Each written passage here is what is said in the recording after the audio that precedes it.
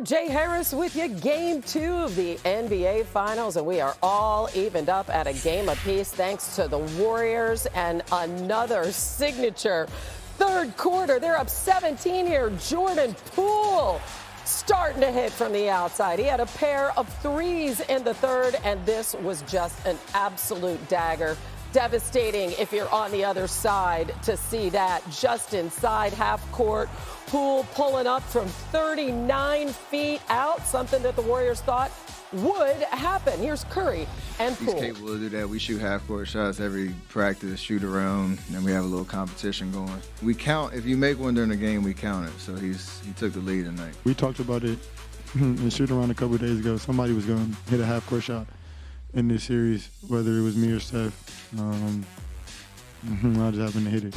So Poole's got that confidence going, 17 points, a 19-2 run to end the third. And the Warriors, a plus 21-point differential, best quarter in the finals in franchise history. They win it 107-88, and it is so great. I'm sure you've been watching ESPN all day, and you've seen the Pelicans' C.J. McCollum joining us with his insights on the finals. And listen, CJ, you know what you're talking about, man, because you have faced the Warriors 13 times in the playoffs. What is it about Golden State and those signature third quarters that really separates them from other teams? I think they're battle tested. They're composed. They understand the moment, and they also understand how to manipulate the game, especially after halftime. I think it all starts with Steve Kerr, his mentality, ability to make adjustments, and also how he empowers his teammates to be free. He allows Draymond to be himself, to communicate, to be demonstrative, to be emotional. He allows Steph Curry to dribble around, to shoot. He allows Clay to shoot tough shots. And now Poole has kind of been re-energized in this series, especially after that third quarter. And I think the difference is the adjustments that they're going to have to make and the adjustments the Boston Celtics are going to have to make down the stretch in order to contain not only Steph Curry, but this potent Warriors offense. Yeah, I mean, this whole thing is going to be a chess match, obviously. Unfortunately, though, for the Warriors, Klay Thompson has not found his groove. So we've seen him play great in closeout games in these playoffs, but he finished game 2 with just 11 points, shot 4 of 19 from the floor. What are you seeing, CJ, in terms of his struggles? I think he's been a little rushed, a little unsure at times of whether or not to go all the way to the basket or to use a mid-range shot. But all in all, I think this stems from missing over 1,000, or basically 1,000 days of the last 2 seasons with injuries, tough injuries that he's had to battle back from. And he's continued to find his rhythm on and off throughout the series. But I think understanding the magnitude of the playoffs, understanding the type of defense he's facing, it'll be important for the Warriors to play through the split post, get Draymond some touches, allow them to set screens, back screens, things of that nature, because Boston is best when you have to play one-on-one on offense. And I think they forced him inside the three-point line a lot. But I look for Klay to find his rhythm. He's too skilled, too talented of a player. He's been through the worst of the worst and the best of the best. And it's only a matter of time before we're seeing Game 6 Klay, which will be coming sooner than later. Yeah, he added Game 5 Klay this year, too. So definitely, if he's hitting, it's going to be an uphill climb for the Celtics. And I just want to ask you about Boston for a second. They could not capitalize on the dominance of that fourth quarter in Game 1. And the series is heading to Boston, tied at 1-1. I'm wondering what your observation was, CJ, in terms of them taking their foot off the gas a little bit in Game 2. Yeah, I mean, you credit the Warriors. The Warriors went on a run. Poole hits that shot at the end of the third quarter, and it was almost as if Boston understood. We only need to win one game on the road. We got Game 1. We stole it. We're going back home for 2 in the Boston Garden. We have a chance to continue to hold home court, having come in as an underdog in this series. And I'm not going to say they let go of the road, but I think they were content with what they accomplished going into that fourth quarter. It may pull the starters. On the flip side, Steve Kerr left Klay Thompson in. He allowed him to kind of be played through in terms of the offense. He got some shots up. He was able to be a little bit more aggressive, and I think they understand the importance of his role. But I will say this, if Klay Thompson doesn't play better, the Warriors probably won't win this series. The worse he plays, the better Jordan Poole needs to be for them to win. But I look for Boston to step up at home and really take advantage of getting Game 1 on the road. You got to figure that crowd is going to be after Draymond too, right? I mean, you could just predict it, and you got to figure he's going to love that as well. As we have loved chatting hoops with you today all day, CJ. Thanks. Thank you. Ahead, Stephen A.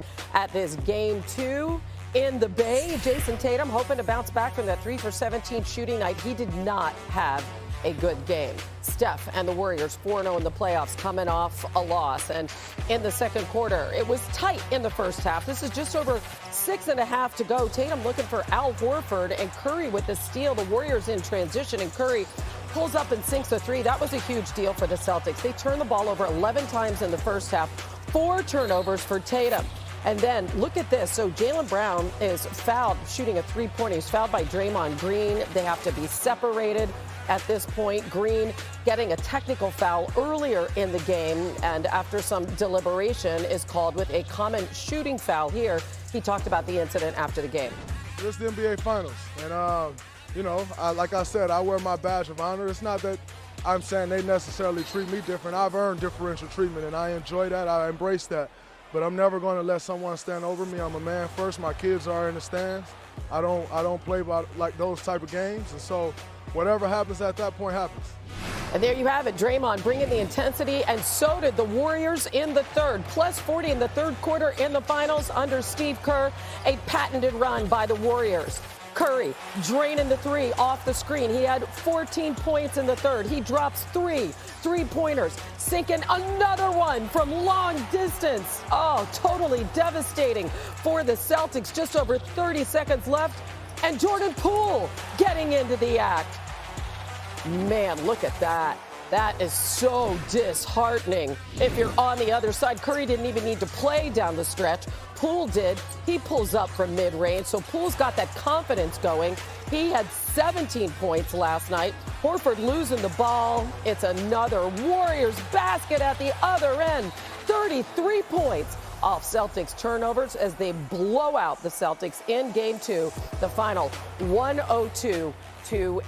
As NBA analyst J.J. Redick joins us now. And Steph had said after the game he was just trying to apply pressure, trying to create offense. I'm wondering what you saw from him, not only on the offensive side of the ball, but on defense as well, J.J. He was great on both sides of the ball last night. And this is what Steph Curry does. He does put pressure on your defense. He does it in transition. We saw the pull-up three against Jason Tatum. He does it with his off-ball movement. And last night, he did it a lot in the pick and roll. Boston so far has played primarily drop coverage. And Steph Curry talked after the game about he's trying to make the right decision every time. And against that drop coverage, the right decision is that pull-up three, which he was able to hit. If they do blitz, he can make the pass to the short roll, and they play 4-on-3. And on those switches, he has been really good in isolation. And he's locking up Peyton Pritchard here. He had 3 steals last night. Just an absolute great game from Steph on both sides of the ball. Is he the most important player on the floor in this series?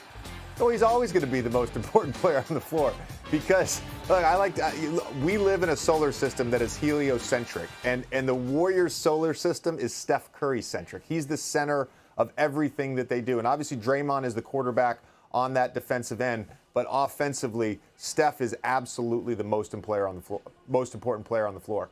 On either team. I mean, I think you could argue he's the most important player in the finals, period. Celtics, 3.5-point home favorites in Game 3, and the Warriors, well, now they're favored to win the series. You know, it changes every game. A -115 according to Caesars. Thanks, JJ. Yep. I'm still Googling heliocentric. Way to go, JJ. Serious issues again for the Celtics last night in the third quarter. He's a smart young man.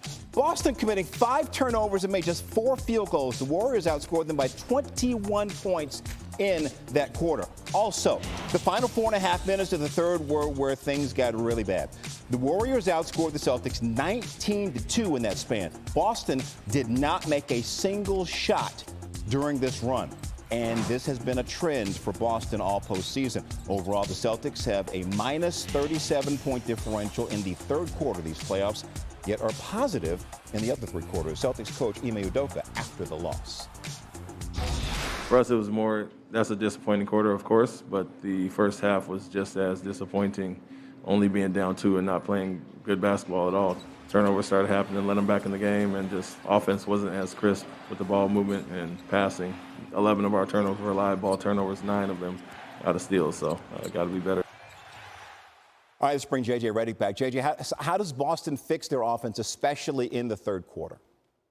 Ime Udoka talked about it, and so much of the Celtics' struggles throughout these playoffs, not just in Game 2, are when they have high turnover nights. And in watching that third quarter, it wasn't just the turnovers. It was very little passing that was on time, on target. That's what we talk about all the time. Whether they were trying to hit a cut or make a kick-out pass, there wasn't enough crisp passing and crisp ball movement. The Celtics had more turnovers in that third quarter than they did field goals. And that's not a recipe that's going to get you a win against the Golden State Warriors. And I think a lot of this starts with Jason Tatum. When he has high turnover nights, the Celtics struggle. I also think his shot selection has got to be a little bit better. And credit the Warriors' defense, of course, on that. But so far in this playoff series, Second Spectrum says that he's got the lowest shot quality of any player that's taken 5 or more shots. He's got to be better at decision making. Jason Tatum, Jaylen Brown combined for 36 points in the first half. They scored just 9 on 2 of 8 shooting in the second half. And heliocentric, an adjective having or representing the sun as the center and in the accepted astronomical model of the solar system compared with geocentric. JJ Redick dropping all of the knowledge. Yes. There you go. Sports There Center. you go. My dude, thank you.